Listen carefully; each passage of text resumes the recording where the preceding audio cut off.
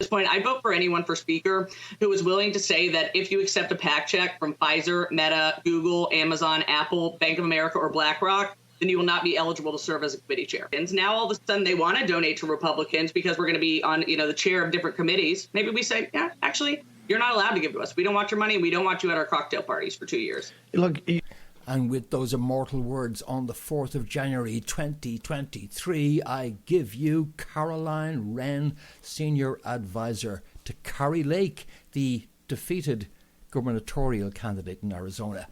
Caroline Wren, because the drama going down in Washington, D.C., it's got nothing to do with Kevin McCarthy and whether he'll become the Speaker of the House. Nothing.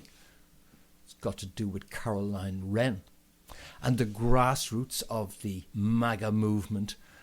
What is this MAGA thing? In this case, it's a bunch of people who are just sick of the politics of the way it's always been done. And McCarthy represents the swamp and the way it's always been done. And those are mortal words to big tech, to big corporate capital, and to big pharma, that we don't want your money and we don't want you at our cocktail parties for 2 years. Because there's business to be done. That's what this is about. It's not a party. It's not a party. We're here to conduct justice. We're here to have teeth. We're here to have effectiveness. We're not going through a charade in order that when it comes right down to it, we just get a male version of Nancy Pelosi. It's not just about speakership. Speaker, it really crystallizes everything that's sick and twisted about the political system, which takes your voice, your vote, and then doesn't answer to you. Instead, votes through big omnibus bills where a whole load of corruption is wrapped up in something that you get 20 minutes to check the 10,000-page document before you vote yes or no. Thus negating the entire democratic process. They have turned the Speaker of the House of Representatives into a dictator who stands between you and your political will.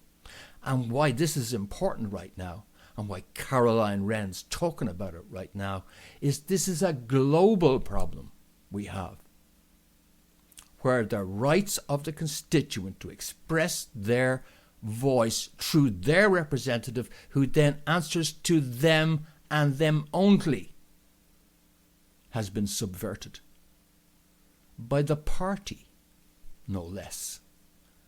The party, well, people like Caroline and those all across the United States in this epic battle right now, this showdown of democracy, they're just sick of all that. They've seen through all that.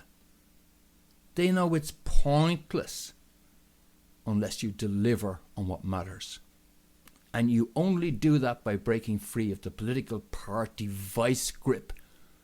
Whether it's the whipping system in the UK, Ireland and across Europe, in the European Union, whether it's this corrupt, omnibus, top-down, vested interest, constant rotating party,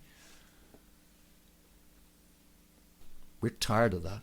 Where they go and the Apple gets $5,000 to come and sit and have dinner with whoever's the committee chair that affects their policies and, drink wine with the staff and try and get the things that they want passed. And that's why people like Matt Gaetz are so able to be free in this speaker's session right now, because Matt Gaetz doesn't accept PAC money. And, I am a fundraiser. I've never done PAC fundraising. And, I used to be for it. This was before, but now I'm just totally against it. I just think we should ban it. It's ridiculous. And especially after those companies declared war on us in 2020. And now they also want back in. It's the same with the Chamber of Commerce. Like, the Chamber of Commerce is now a tentacle of the Democratic Party. And all of a sudden we're taking back over the House, and we're just letting all these groups back in and letting these companies back into our orbit. And I think that's wrong. Right on, right on. And the vast majority of Americans agree with Caroline Wren, agree with her. The sentiment hitting the phones in D.C. now is running 99-1 against McCarthy. Nobody wants this kind of politics anymore. That's what this is about. And we might as well get that battle out in the open. And Caroline Wren and people like her are driving that issue into the open. Matt Gaetz too. Representing the grassroots, which has been excluded from this entire political process. We're not going to change everything with just this one thing. But it's a start, because as long as the speakership is this effective dictatorship of the swamp elites, then it's pointless. The entire democratic process is pointless. We do not need another Nancy Pelosi. That's what we're leaving behind, folks. And another encouraging thing, I think, is that Donald Trump has been supporting McCarthy. You say, why is that? Well, because Donald Trump hopes to work with the Republican Party. That's always been his agenda. And, it's the agenda of somebody who wants to be president and get things done. So he's treading a fine line. And the party seems to be allowing him to do so, allowing Trump to tread that line where he's on the side. He's out there campaigning for McCarthy to be the speaker. Now, it's been done lightly, and I believe that Trump has good reason why he's doing it like that. I think that he couldn't possibly appear to be against McCarthy and with MAGA on this, because that would turn him it would demonize him. And no, he's got to remain the bridge builder, the guy who's trying to get it done, the guy who's trying to work for a compromise. That's why this is going on. But let me raise this to the next level, because that means that the movement has outgrown Trump. Not that they won't re-elect him as president. They will. They feel he was robbed, and they're going to correct that. They will do that. But they don't have him on a pedestal where he gets to determine what really matters in the Republican Party. No. They're the ones who are determining what really matters. And it's their voice, through the likes of Caroline Wren and many others, that you're hearing articulated.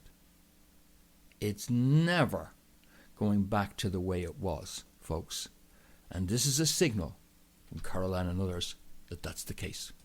And so I just don't think it's appropriate to take a fact check from Pfizer and then be on the oversight committee of looking at what the vaccines did to America. Like, maybe that should be a baseline. I would love to see someone like Matt Gaetz or others step up and put that into the negotiations right now. Frankly, anyone who's running for speaker who is willing to say, nope, no money from those guys for no committee chairmanships, great, let's back that person.